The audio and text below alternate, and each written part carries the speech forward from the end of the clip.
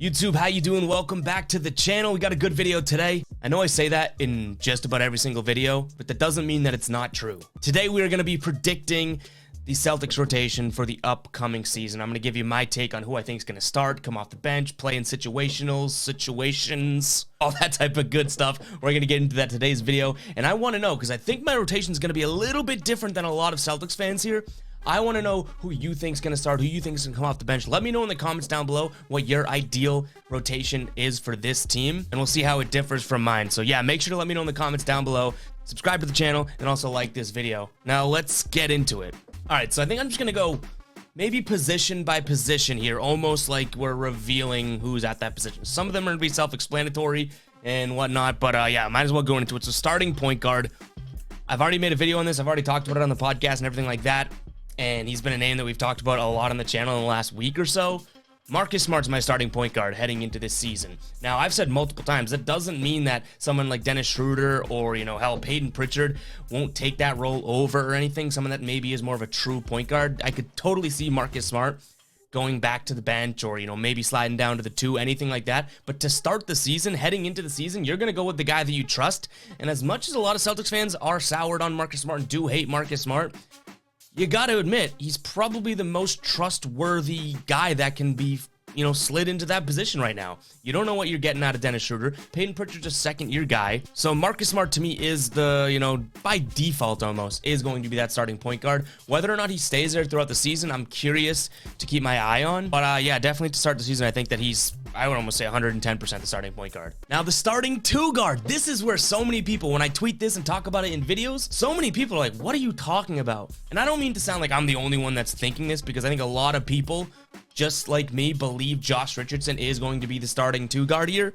But a lot of people are like, what? No, he stinks. He's a bench warmer. He's been on every single team's bench in the league, blah, blah, blah. No, Josh Richardson, I think, is going to surprise the hell out of people this season. I think, and I've said multiple times, I think he's going to be the 3rd best scorer on this team. Jason Tatum, Jaylen Brown, Josh Richardson. Is that a hot take? Is it a bad take? Only time's going to tell, but I'm locking Josh Richardson in at that 2 guard spot, and I'm pretty excited to see what he can do in green. I think people have, he hasn't had the best fits on teams since maybe leaving Miami. So I feel like people have forgotten how good he can be. And I'm not saying this guy's going to go out there and win MVP for you, but I'm just very excited. He's kind of my dark horse scorer for this team that I feel like a lot of people are overlooking. So we got Marcus Smart at the 1, Josh Richardson at the 2, and then I think the next 2 I don't even need to talk about, right?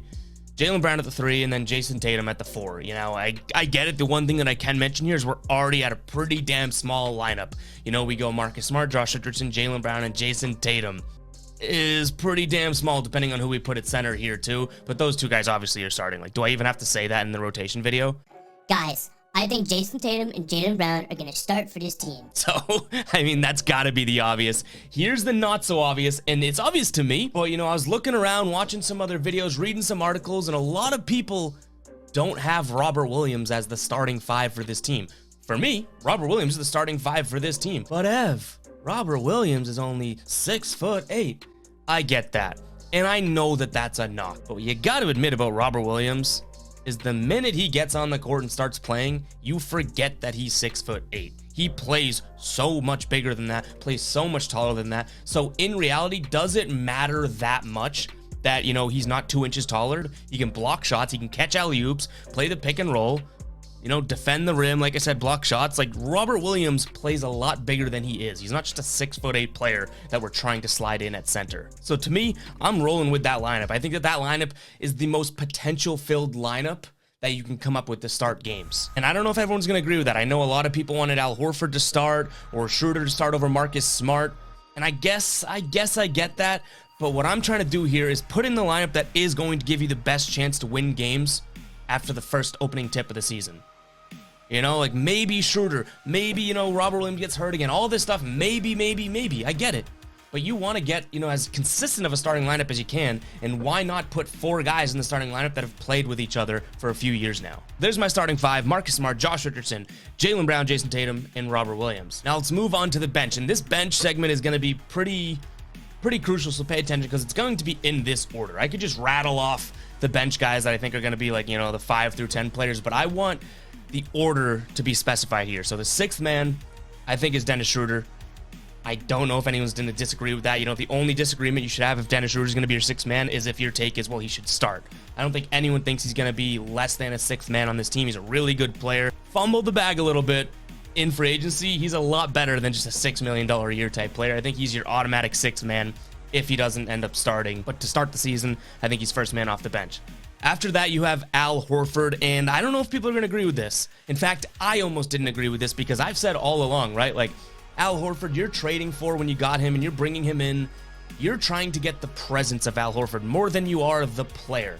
But then when I started to look at how this roster was constructed and everything like that, if you don't go Al Horford as your backup big, I really don't know where you turn to. We're going to talk about these other guys in a second, but do you really trust Enes Kanter to back up Robert Williams? Do you trust Grant Williams to be your backup big?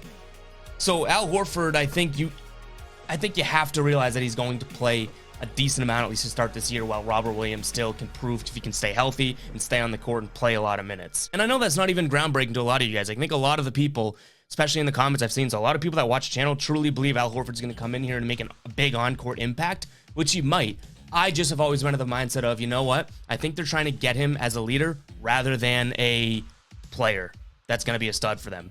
But I do think they're going to have to rely on him and rely on his play a little more than I originally thought after the trade, now looking at their roster. All right, eighth man. Now this one's exciting for me because I don't know if it's going to pan out, but I'm giving the nod to Peyton Pritchard. I think Peyton Pritchard has proven over last season and now in the summer league in the offseason that this kid is going to work and work and work and work and get better. And I know when we did the who's going to start at point guard video, we got a lot of votes on the poll for Peyton Pritchard, like more than a quarter of the people that voted on that poll between Smart, Schroeder, and Pritchard, more than a quarter voted for Peyton Pritchard, which is kind of weird to me. Like, I thought that that's more, you know, I think that those are a little biased and you know, what have you done for me lately? Well, Peyton Pritchard dropped 90s plus points in a Pro-Am game, so let me vote him on the poll.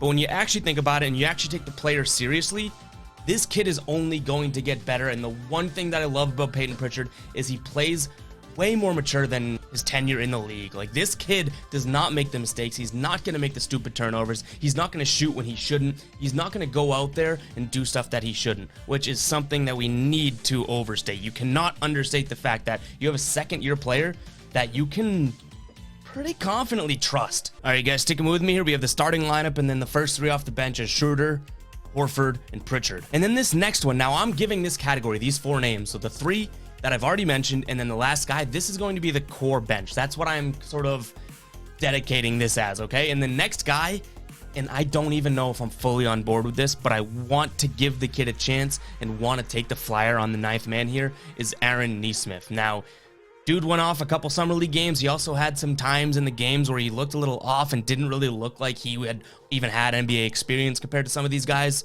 But I want to give the nod to him because this kid does show flashes plenty. And he kind of earned those minutes last year, if you recall. You know, he didn't even go in there shooting or scoring very well, but he was willing to grind and hustle and play defense and get offensive rebounds and all that good stuff to get minutes. Let's just hope that that continues and maybe the offense starts to click like we saw a little bit of it do in Summer League. So that's the 1 through 9. I think that's going to be the core rotation, if I'm being honest. I think those are going to be the 9 guys that you see every single night, and maybe we can sprinkle in some of these next names that we're going to bring up. So next up we have Enes Kanter. I think that that's going to be sort of the, oh, we need to go big tonight. Robert Williams isn't doing it. Al Horford isn't tough enough. We need to go big boy on the glass, and they bring in Enes Kanter. I think that's going to be the name. And then you have Romeo Langford and Grant Williams. I think that these are going to be sort of the fringe guys, okay? So you have that starting 5, the core bench. I think the rotation goes 9 deep, and then you have Kanter, Williams, and Romeo Langford all in sort of situational roles. You know, if you need to go big, sure. If you need to go small, you want Romeo Langford's defense, you want his length, throw him in there. If you need someone to just foul a bunch of guys, you throw in Grant Williams. And then if you have the, I don't know, you got the Chris Duns, the Bruno Fernandos, Carson Edwards, Jabari Parkers. Like, I think, I don't even know if they can keep all those guys, but those guys are going to be the sort of, you know, I don't even know if they dress night in and night out type of thing. So that's going to be my rotation breakdown. I do want to know what you guys think of it.